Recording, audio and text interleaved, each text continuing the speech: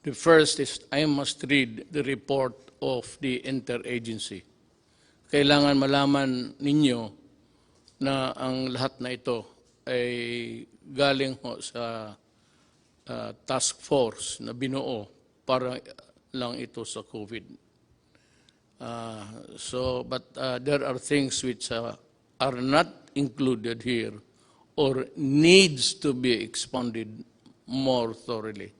Then I will discuss it in the second stage of my talk by just answering the questions that have come to me officially, mga sumbong ng tao through text, and there are about 1,000 really. But we, endeavor to read it so that malaman ng tao kung ano ang nangyayari sa sitwasyon natin ngayon. So, basahin ko yung report ng Interagency Task Force for COVID. I'd like to read it slowly so that everybody is put on notice. There is no room for misinterpretation or maybe a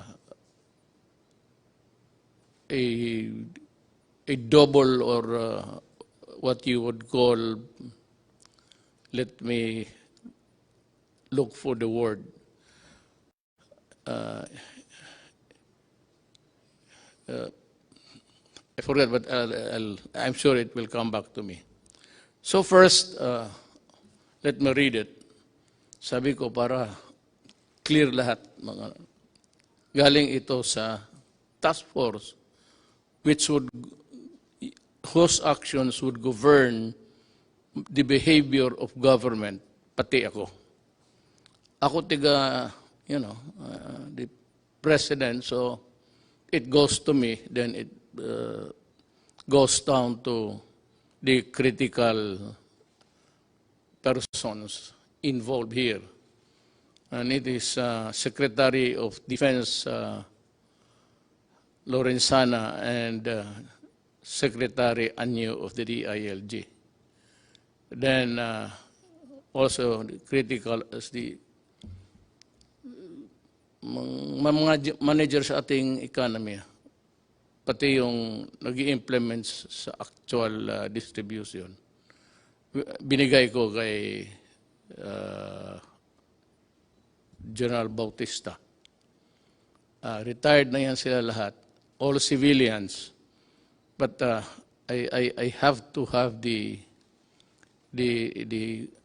critical mind of a military sa itong pera. Pag marami yan, pati ako kaya ko yung intindihin about the economy. But yung implementasyon at pagpaunawa kung paano ito gawin, I have faith in these three guys, and I would like them to proceed in a manner that they were trained to act and think. And that is a military trained mind. Our resources through the Bayanihan Heal as One Law has been mobilized, implemented. Yung iba nakatanggap na, yung iba wala pa. So as I go along, try to understand what I'm saying. I am reiterating that our most vulnerable citizens, especially the poorest of the poor, must receive the government's assistance immediately o hindi patayan sa gutom. Alam ko na we cannot just focus or zero in itong the poorest of the poor. It's actually bloom into something ginagamit sa politika, mga politiko na will go for the poorest of the poor. Pero yan talaga ang totoo. Marami ang may gusto. I will discuss it when I reach the point raised by Governor Remulla of Cavite, which I think is valid. We'll try to remedy whatever kung may pulot pa tayo sa daan.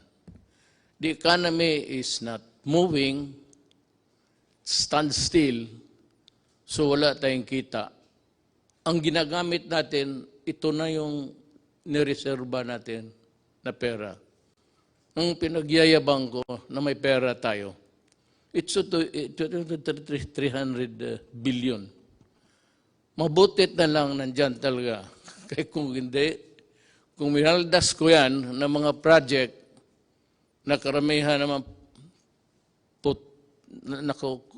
kukurakot, mas mabuti pa, sabi ko, na itong pera na tinago ni Dominguez, pero may order na ano ka, tipid ka talaga, tipid tayo. Hindi natin ito pera, tipid.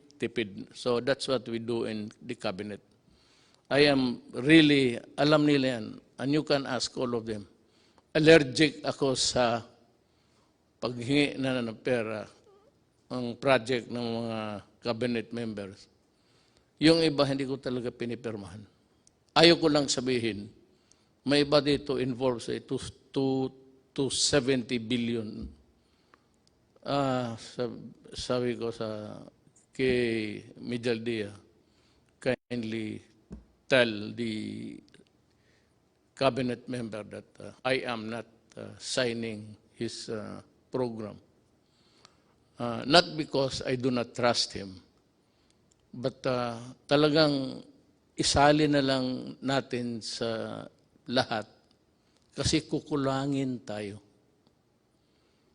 Tapos yung poorest of the poor, yun namang hindi poorest of the poor, magrereklamo yun kasi sila, yung minsan yung nang umuupa lang ng bahay, kumikita ng buwanan.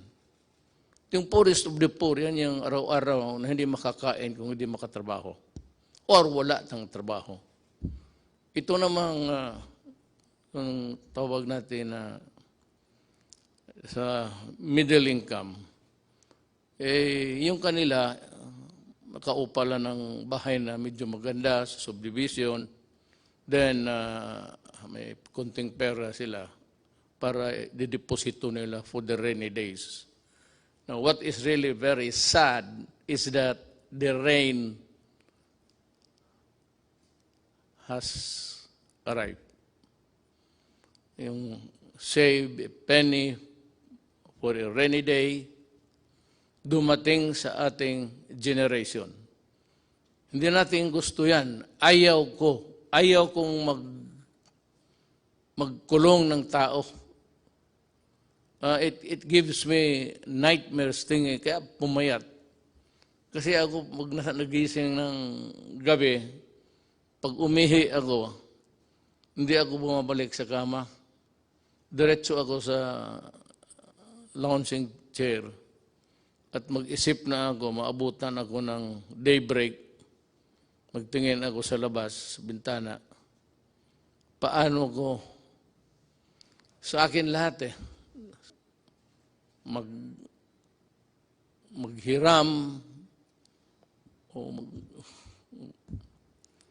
the 100 billion pesos for 1 month or the 270 billion pesos for 2 months yan, nakaprogram na as earlier estimated, is not enough. I'm calling on the Secretary of Finance to generate. Magnakaw ka, maghiram ka, walang pakialam, i-produce mo yung pera kasi pag naubos na ito,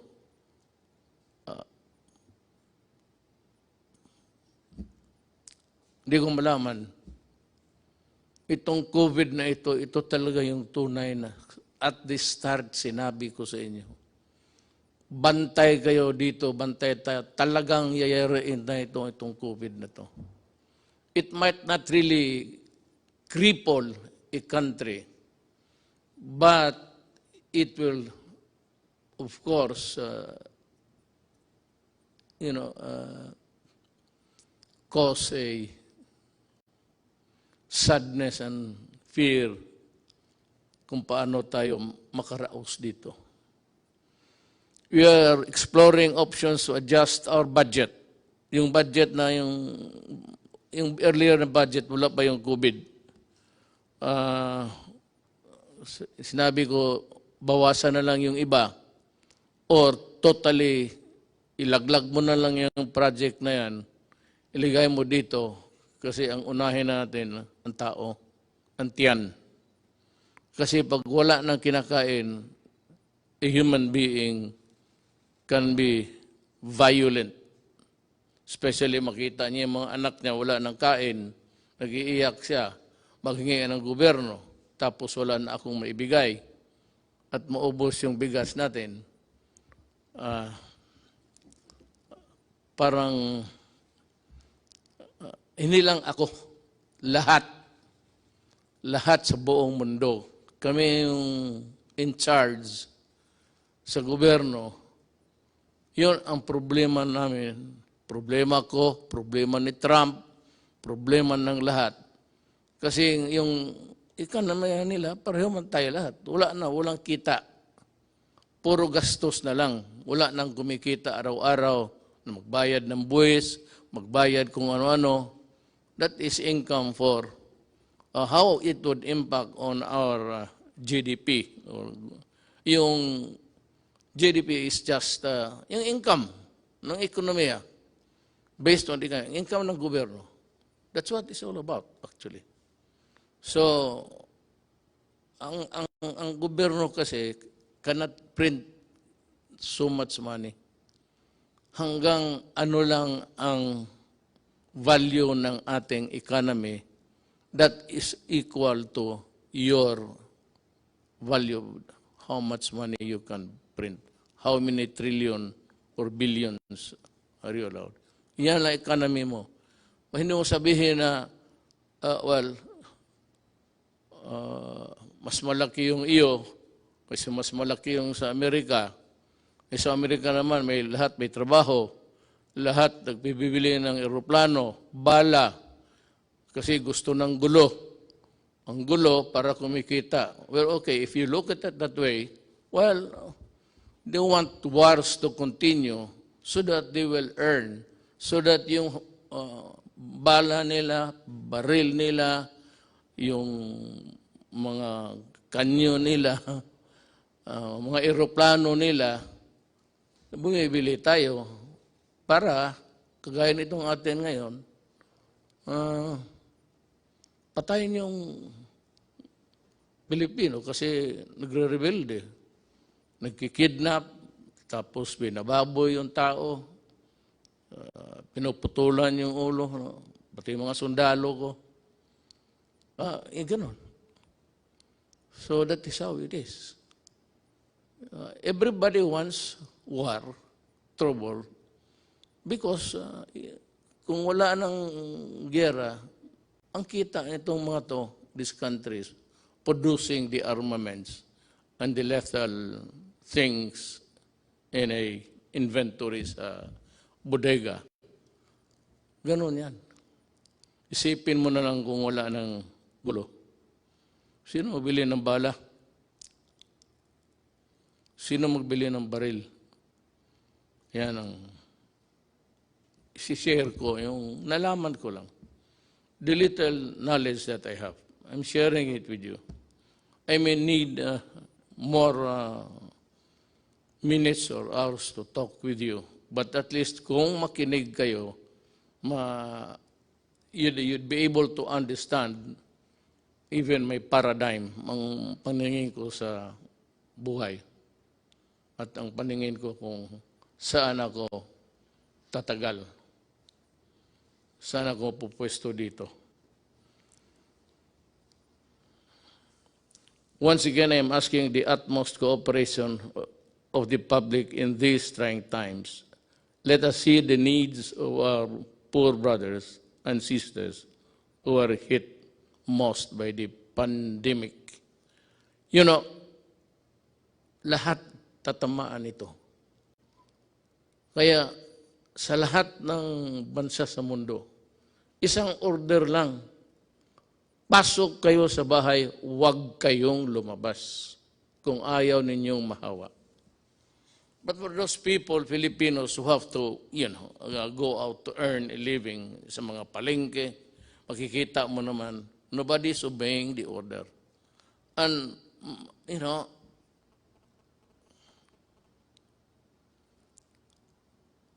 the devil and the deep blue sea ako eh. Paano, ibawal ko, huwag silang magtrabaho, lumabas. Hindi kakain yan. Mabutit na lang nga, hindi na humihingi sa iyo. Pero ngayon, kung talagang higpitan mo, which is really the advice of all governments, lahat ng gobyerno, ito ang sinasabi. Go inside your house and lock it and do not come out until the pandemic is over. When? I do not know. Ano bang bakit ba itong gobyerno na to hindi niya ma-solve? Ikaw, Duterte, lahat naman ng bunganga mo, hindi matakot yung halos in order, patay pati isda. Wala kang magawa nito, hindi mo matakot ang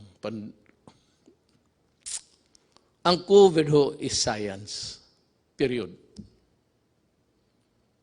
The reason why we are ordering you inside the house is also science. Period. Hindi ito kalaban na galing sa it's a goddamn microbe that's crawling all over the world. Sa Amerika, marami na ang patay. Italy, ang France, in one day, or was it Italy? In one day, 500 ang patay. So it's a deadly thing. That is why, huwag kayong lumabas. Kasi, alam mo ito, it's in the air. I hope you were able to see the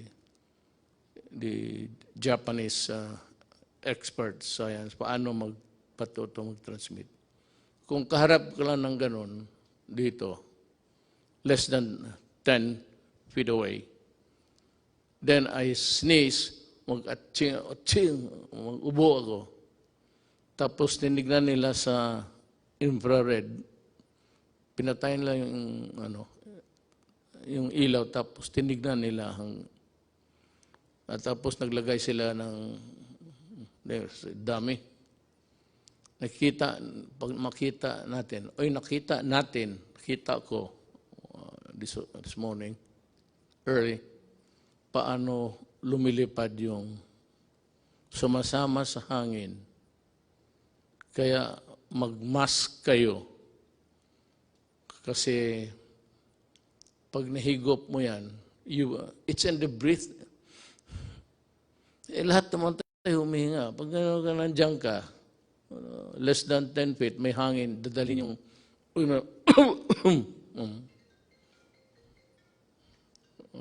nagtawag na yung si microbe. Yan ang explanation ko. Bakit? Wala tayong panalo dito. Hindi ito. Kung mabaril lang ito, wala. Natapos na ito. Bigay ko lang sa isang kumpanya na sundalo. Dito, sa likod, maraming sundalo dyan. Hindi, tapos na sana ito. Pati sundalo nito. Kaya nakanawa ako sa mga sundalo, at mga pulis. I hope that you understand. Kaya that was the reason why. Nagkatotoo ta prophetic. Dinoblik ko yung sweldo nila. at maraming pumalag. Teachers and all, bakit inuna ko? Sabi ko, you know, yung mga pulis pati yung military, utusan yan ang buhay ng bayan. Pag may sunog ang pulis, pag may gulo ang military, pwede silang mamatay. Kaya nga ako, umiinit yung ulo ko. Pag sinabi ng mga, pinuputol yung sabi ko, I said I was laying down the predicate. Alam mo yung mga tao talaga, yung mga opisyal, mga former generals pa, ikakat nilang paglumaban at ang buhay ng pulis or military nasa alanganin, baril kayo at sa ulo mo, kundi aabutan ka. And the classic example was yung sa Caloocan. I think it was about 2 months ago. 8? Or was it last year? Yeah. Nilapitan niya yung adik. May dalang knife. Lumapit ang pulis. Lumapit rin, lumaban. Naunahan pa ang pulis na saksak, patay.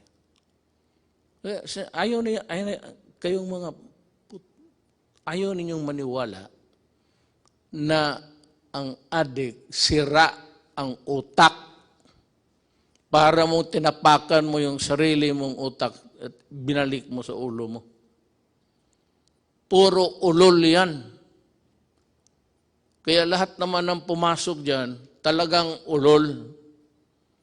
Kaya magmanaalanganin yung gobyerno.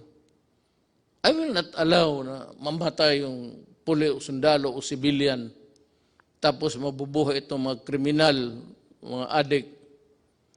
Ngayon magsabi kayo, COVID ngayon, quarantine, magnegosyo kayo.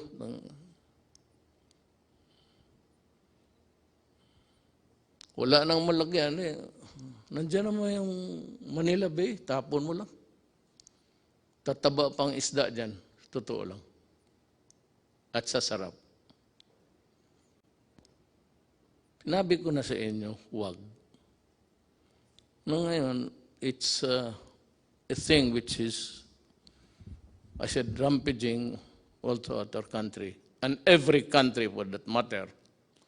Huwag ninyong subukan ang gobyerno kasi pati ang gobyerno desperado na. Ako desperado na rin. Sabi ko nga, nakatutok ako sa bintana. Makita ko na lang kaya may tulog ako. Kanina nagising ako mga 3 plus. Pag 2 beses ako before getting to bed, and once, talagang mag-ihi ako 1 beses, umaga. Yung gabi, no, magising ako. Nakatutok ako sa madilim na langit. Well, it's a private thing, but nagdadasal ako.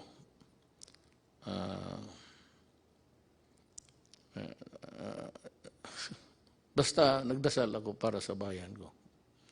Kasi yung iba-iba ang Diyos nila eh.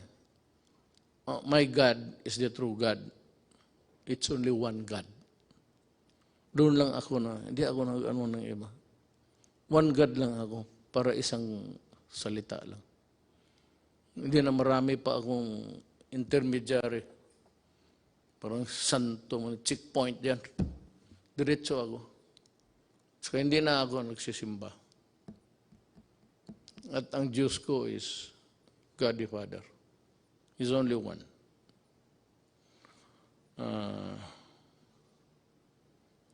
To my fellow, to my brothers and sisters, especially those who have more in life, baka makatulong kayo sa extent ng financial assistance.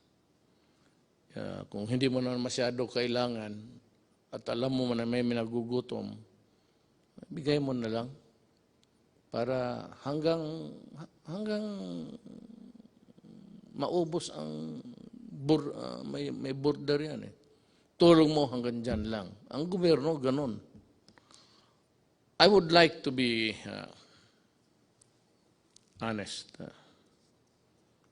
Ang 100 billion pesos per month, 300 yun. So, ang 100 billion pesos budget or 270 billion pesos for 2 months as they are estimated. Hindi talaga tatagal yan. It's like a water spring. Ewan ko itong Pasig River, how long it would. But long after wala na tayo, siguro yung Pasig nandyan pa yan. Pero hindi yan kagaya ng ating gobyerno na walang katapusan ang pera. Your money, money ko, money ng mga sinong may deposito sa bangko. Pag ginastos ko yan, mauubos talaga yan. Wala namang kita eh, puro bigay na lang. So that is a problem. Kaya sana, Bisaya pa, dili na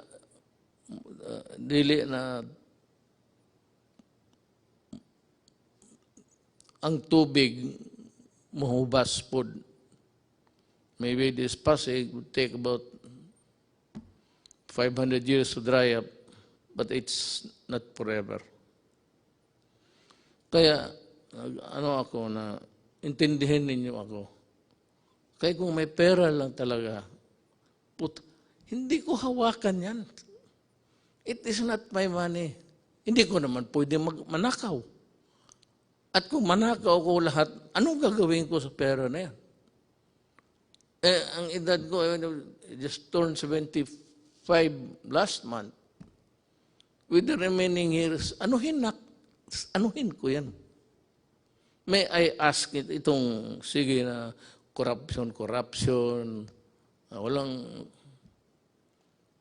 ngayon itong mga nagpa-posturing, may sabihin ka, ang sentence mo, pulisya na, ang sabihin lang niya, bawal yung magpatay ang pulis. Nasira tuloy kung ano at bakit ka pwedeng patayin. At may bakit na hindi dapat pumatay ang gobyerno, o pulis o military. Nawawala tuloy sila kasi nagle-lecture, bawal yan. Alam mo, kayong mga opisyal na pulis, dumaan man kayo. Tignan natin yung record ninyo. One of these days. Sige nga. Magprangkahan tayo. Ilabas natin lahat. Ilabas mo kung ilan ang pinatay ko. O ilan ang kabit ko. At ilabas ko rin kung ano kayo. At sabi, nagpapahiro. Stop it. Kukurnihan ang mga tao niyan. Na may mga salita kaagad kayo, balik ta rin. Yung naman ngayon, hindi pwede yan, dalawa, kasi bawal sa konstitusyon. Hindi nila alam, binabasa ko, batas mismo. Under the Constitution. Yung mga style na gano'n. So what's new? What's new with more than what is new? Ito nakasalasay ang, I hope I pronounce it correctly. Nakasalay ang bayan natin sa pag-unawa sa ating isa't isa. Wala naman akong makuha sa inyo. Nagbabayad ako tuloy. Pati ako binabayaran. Daldal kayo ng daldal. Wala naman, alam ninyo, wala namang income. So, sino pinaparinggan ninyo? Sino yung trying to be smart elect. Yan ang nasa gobyerno ng iba. No, do not compete with me because you are not a lawyer. And a lot of you, you do not know your law. Sabi ko ako, fiscal ako, 8 years ako nagtatrial. Lahat, anong kaso, rape, murder, police, pinatay, police, nagpatay. So, huwag kayong mag-compete kasi may kulang eh. Tapos yung kulang ninyo, I will supply it and then ma-insulto kayo. So next time, look for a valid issue. Kung yung, basta may sinabi ka, lalo na yung favorite na extrajudicial death, lukso ka agad, maraming magsalita. Para lang makasalita. Wala namang ginagawa. At hindi naman nagawa. Nung nandoon kayo. You know?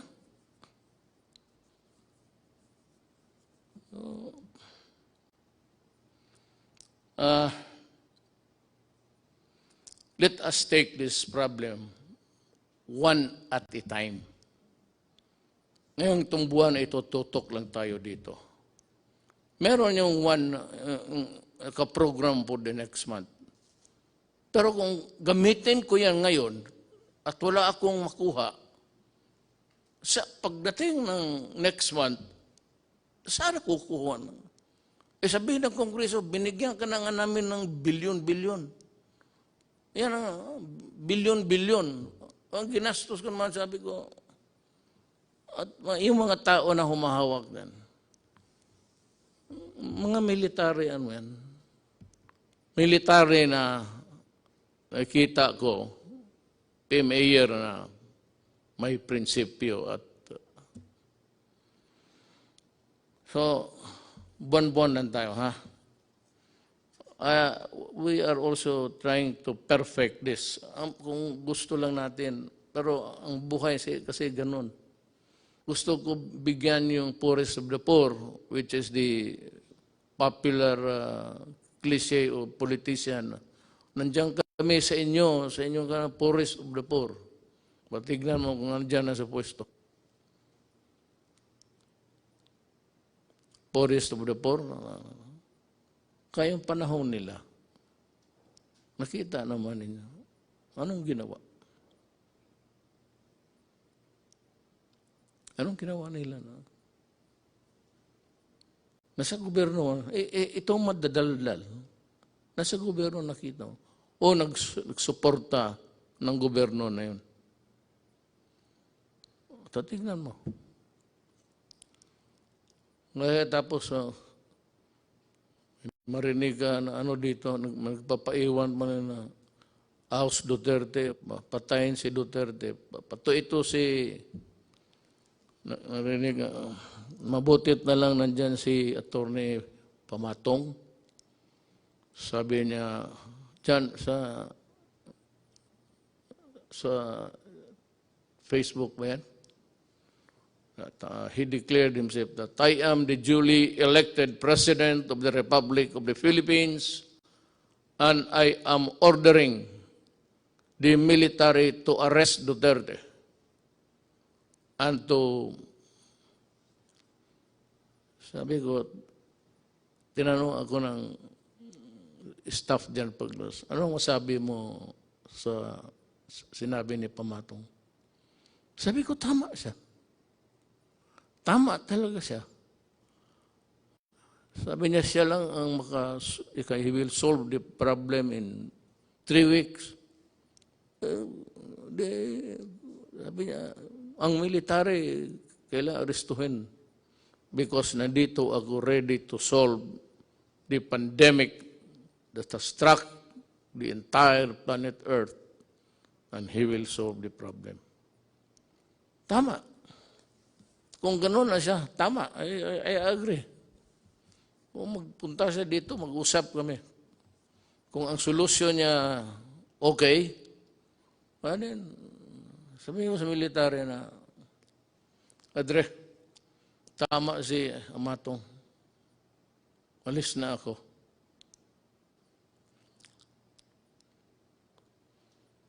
Yung private sector, kung makatulong lang kayo. Alam mo bakit? Hindi yung private sector na yung buwanan lang rin ang sweldo pero may bahay, either financing o umuupa sa category, unfairly though, middle class na yun sila. So sila, sinulatan ako ni Governor John Vic Remulla. He said, among the memo dumating sa akin is, ang humingi nito, among them is Governor John Vic Remulla, who is appealing to include the middle class in their constituency because kailangan rin nila. Ako, I agree. I know the political, economic horizon of the country. At least, nung akin lang, yung maliit kong sabi ko, hindi ako nagyayabang, maliit lang yung akin, how I deal with the problem. Alam ko, at kung maari lang, isali ko sila. But can they be included in the 270 next month? Hindi nga eh. 217, yun yan. 300,000 minus 270. Yan ang maiwan. Kasi, yung sa estimate namin, hindi nga namin sila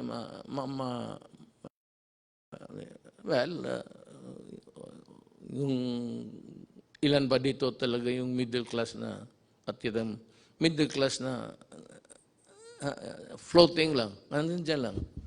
May, just making what's tapos to both ends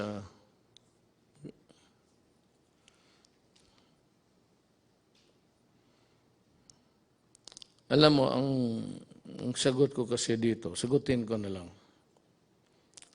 Ang solusyon nito is vaccine. Walang iba. Unless and until the bright boys, the scientific minds can come up with a vaccine or a previous, sabi nila yung sa malaria. I remember yung tatay ko. May tinamaan ng malaria yun eh. Panahon ng gera. Kita ko siya yung mag-shake para talagang parang addict. Ano yung anti-malaria, I remember. But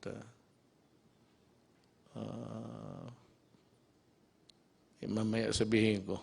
Alam mo, there are things, but I will like to, ayaw kong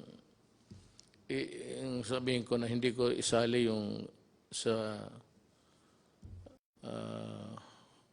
task force. Kasi sila yung mga doktor, sila yung mga economists, sila yung lahat ng tipon-tipon. Tapos experts ng anong field, infectious diseases or whatever. And they are better and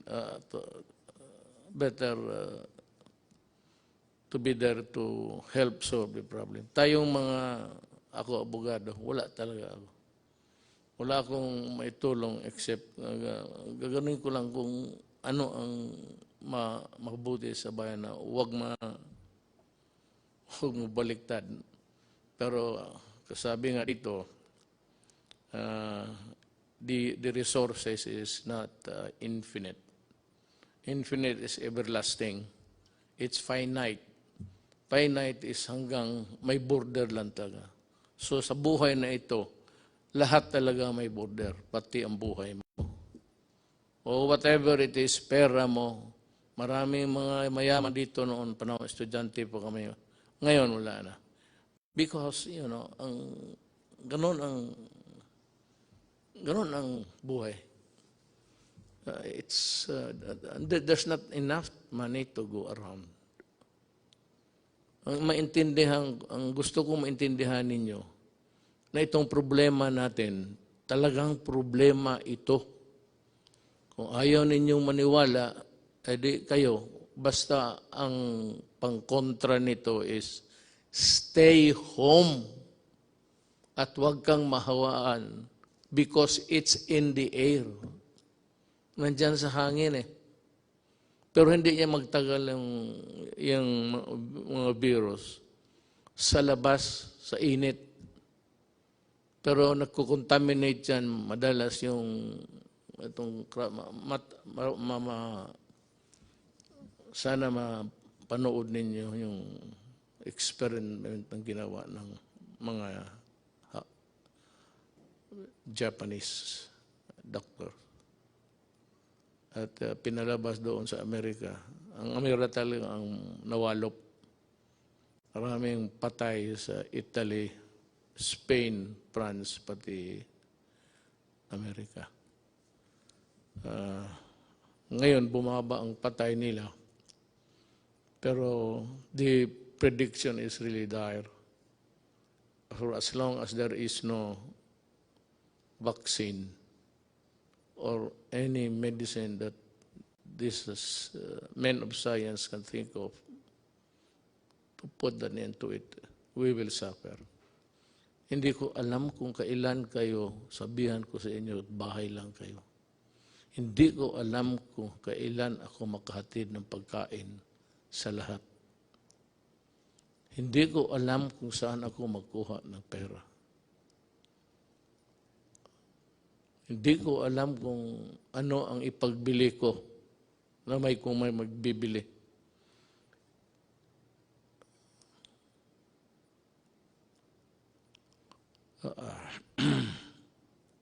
So just stay alert. Makinig tayo sa, hindi ito trabaho ng abogado ha. Trabaho ito ng mga medical experts pati men of science. Hindi, kami, I just happened to be here. I just happened to be here. To my chagrin, maybe. Bakit sa panahon ko tumama itong mas matindi ito sa gira. Walang kalaban eh, hindi mo makita. Kaya kita mo pati lahat, pati Taliban, takot sila. Lahat. Kasi yung pawis lang, sagaran mo yung pawis. Yung distance rule, social distancing. Okay, I just say, distant rule. Isundin lang ninyo. Kung hindi ninyo masunod, well, I would say na, hindi naman kasiguro kayo mamamatay. I hope not. I hope that you will not get sick. I hope that you will not die. Alam mo bakit kung mamatay ka? Sabihin ko sa iyo, galing hospital o saan ka clinic, your body can only be handled by people who are fully protected. Hindi ka na makahawak kung sino yung namatay. Ayaw ko nang magbanggit ng ano pa. Basta kung sino yung namatay, hindi mo mahawakan. Balot, diretso yan, tapos diretso sa sunugin crematorium. Hindi ka nga makaburol. You will not be allowed na magburol ka ng isang tao na matay sa COVID. Sunog talaga yan. Kaagad. Ora mismo. Hindi mo na makita. Makita mo na lang sa malayo na yan, kinakarga ng punerarya, car, funeral vehicle. Pero hindi ka na makalapit. Baski mayaman o mahirap. You will not be allowed to go near, touch whatever it's. Wala, diretso na. At walang libing yan. sunog. Kaya I am forced to say this because dapat ninyong what is really at stake. At ano ang kung hindi kayo magsunod. And as I have explained, it is like yung kadena de amor. Habang may driver mo o magpunta siya sa utusan mo, mahigop niya, bumalik siya sa kotse mo, magsakay yung anak mo, ikaw, makuha mo. Hindi na siya kailangan mag-atching-atching pa. Yung breath niya, yung ginawa niya, nasa kotse, yun. O anak mo, payagan mo, mag-socialize, mag-inuman, tapos may yung isa, may tama pala, kasi ang tatay niya galing sa tapos isang kwarto, hindi niya alam na delikado yung enclose, mabuti pa buksan, aircon ka, buksan mo. Ano ko lang yan. Kasi yan man sinabi ng Hapon. Ganun ang interpretation ko. Ngayon, kailan matapos ito, Duterte, ang paghirap mo sa amin? Hindi po. Handa po akong, sabi ko, kung totoo yung pinapahirapan ko yung Pilipino, anytime po, sabihin ni Amatong bababa na ako, at sinabi ng military, totoo yan, subukan niya itong 3 weeks. Okay. Wala ka naman ako dyan para makatipid tayo sa bagay, wala nang burol na. Hindi yan yung patay mo na tatay, nanay, anak, asawa, na iburol na mag-iyak ka, marang magbisita. Hindi mo nga makita hanggang distansya ka lang. Hindi ka maglapit. Parang robot yung dyan lahat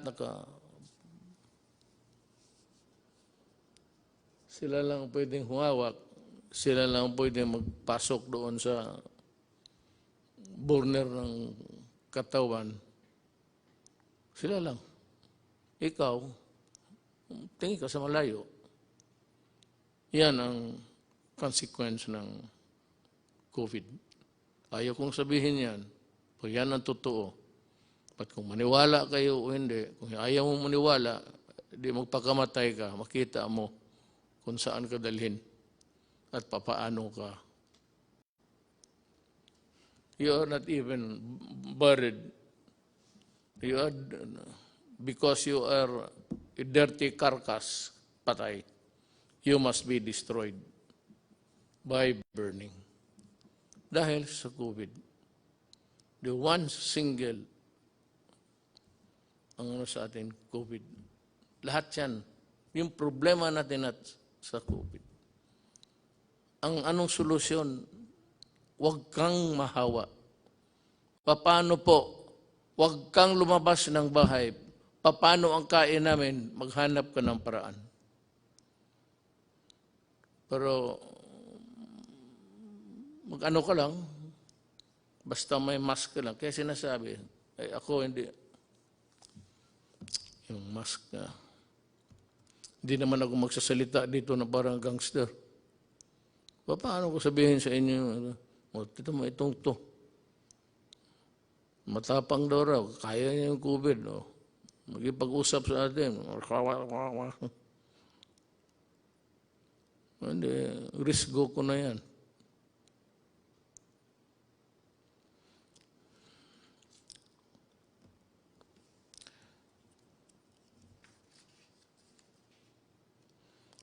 It's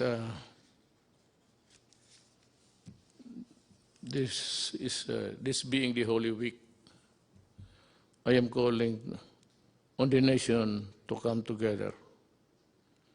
this Holy Wednesday afternoon and pay tribute to the indomitable spirit of the Filipino and unite in one prayer to God to fight our common enemy. May dagdag, nag-improve ba tayo? I really do not know. How many died today? I have no, hindi ko alam kasi per ora yan eh. Pero sana, well, ang ano lang nito, God is the only one who can really solve the problem for us. Ang tulong ba sa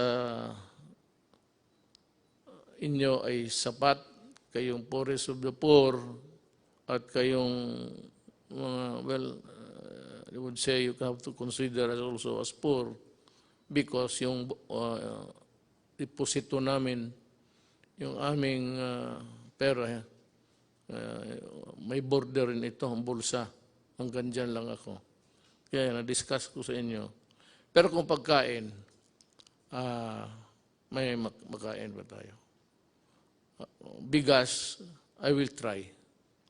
I will try. Maghanap ako paano ang paraan. The greatest danger dito is doon tayo bumibili sa kanila. Ayoko lang sabihin I do not want to mention the country. Ba't kung sabihin nila, alam mo, sabihin ko magbili pa ako kasi maubos na. Sabihin nila na, sorry, ito, hindi namin alam kung gaano katagal to. Mag-i-reserva lang namin. Maya na pagkatapos sa COVID, pwede kang pabilihan ito. So, kailangan ng categorical statement from me coming from the Interagency Task Force. Ang lockdown, wala talagang solution. Pero kung ayaw ninyong maniwala, take the risk. May mga tao rin talaga, alam mo sa totoo lang, I'd want to be, hindi ako nagbabastos ng tao. And I'm trying to explain to sinishare ko nga sa inyo kung ano ko yung nakuha sa buhay, na pag-aralan ko sa buhay. Not necessarily sa eskwelahan. Alam mo, kung magdating ito, talagang maging crisis, hawa dito, hawa doon. Yung SARS, hindi nagtagal, tinignan ko, maraming namatay sa iba. Pero dito, wala masyado. Ang sabi ko lang, I am not posturing a position here. Baka talagang mali ako. At ito namang dependent to look for yung statement na dangling para makapagsalita ang bunganga. Hindi ko, I am not, pero baka yung init something to do with it. I hope, that's just my prayer. There are a lot of people also coming up with that kind of thinking that maybe yung weather, climate, temperate zones, tropical, init, makatulong. So yan ang hiningi ko sa inyo, yung panawagan ko. Be patient at intindihin ninyo kami sa gobyerno. We would appreciate it. Yung ano lang, mag-intindi lang, patient, huwag kayong masyado. Total, kung sabihin ko na talaga na wala na akong magawa, then magplano ka na kung anong gusto mong gawin. When the resources are all exhausted and the pandemic would claim millions of lives, I hope really and I pray that it will not, Pero kung ganon, wala na akong magawa. Malapit na. Ilang buwan lang ang reserba natin.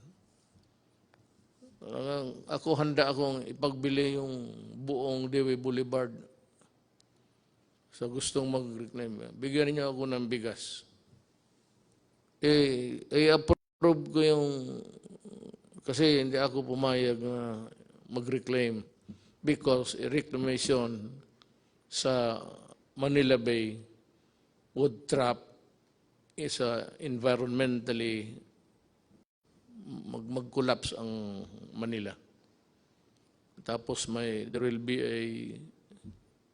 I would say, may mga syudad na bago, mga apartments, mga high-rise. But then, the city of Manila, given its lack of water treatment o treatment sa waste o wala. So pag ganun ang ginawa mo, patay ang Manila. So sabi ko, kung gusto ninyo, you just wait for 2 more years. Bahala na kayo. Ang susunod sa akin, He will decide for us. Or if I do not reach the finish line, then my successor will do it for you also. Ako, lumalabas ako, hindi naman ako pwedeng ang lahat ng tayo magtago, wala na.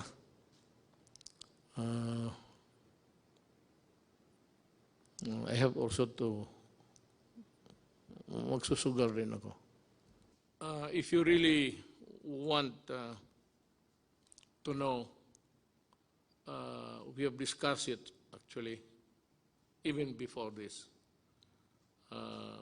We are inclined to extend the lockdown up to April 30. Tignan natin after that. In the meantime, magdo-double time kami doon sa tinatawag ninyong middle class.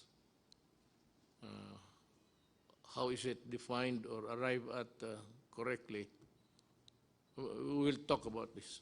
I address myself to the people who have the money now to help, pati yung mga employers. Alam mo, tulungan ninyo ang gobyerno, ang bayan natin. Kasi pag bumagsak ang gobyerno, bagsak kayong lahat. Pero sabi ko nga, I end this with a prayer. Gusto ko lang masabi rin ang ano nga sa utak ko para maintindihan rin niyo ako. At sana next time I would talk to you, baka mag-improve na ang situation. Whatever be the correction, kung makorek itong, it's an anomaly sa ating buhay sa mundo. May ganun eh. So, if it can be corrected, lahat naman tayo, we only live if it's time. He created the world, planet Earth, and if God wants it ended, so be it. Salamat po.